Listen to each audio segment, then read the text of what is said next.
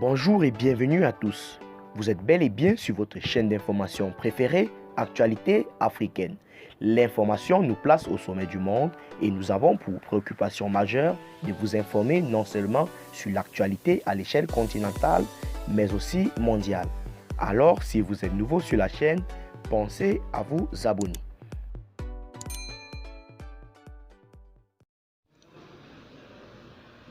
Eh bien, les amis, faisons un petit tour du côté du Mali pour, n'est-ce pas, avoir la quintessence de l'information selon laquelle le secrétaire général de l'ONU réclame un calendrier électoral. Le secrétaire de l'ONU, Antonio Guterres, a demandé jeudi au gouvernement malien de présenter un calendrier électoral acceptable, alors que la junte militaire au pouvoir ne prévoit peu d'élections le 27 février, comme elle s'y était engagée.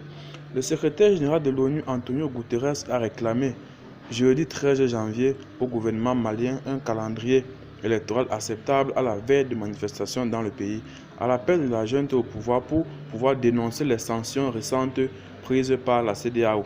Il est absolument essentiel que le gouvernement malien présente un calendrier acceptable du point de vue des élections, a déclaré le chef de l'ONU lors d'une rencontre avec les journalistes. Il a également précisé espérer entrer en contact rapidement avec le gouvernement malien.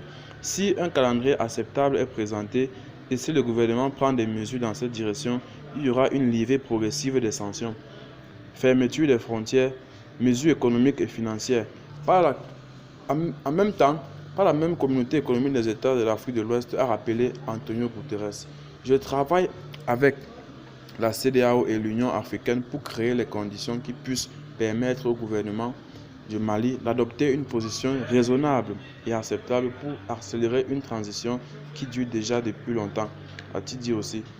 Cela pourrait permettre un rétablissement de la normalité dans les relations entre cet État et la communauté internationale, la CEDEAO en particulier, a-t-il estimé. Après un deuxième coup d'État en mai 2021, la junte militaire malienne ne prévoit plus d'élections le 27 février comme elle s'y était engagée et projette une transition qui pourrait durer jusqu'à 5 ans. Cette position a été largement condamnée par la communauté internationale, la Russie ayant de son côté affiché la compréhension à l'égard des autorités maliennes et la difficulté d'organiser les élections dans un État où prolifèrent des groupes armés.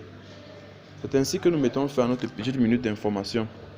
Abonnez-vous à la page si elle n'est pas encore faite. Et surtout, partagez la vidéo si vous l'avez trouvée intéressante. Et abonnez-vous pour ne rater aucune de nos prochaines vidéos. Bye bye.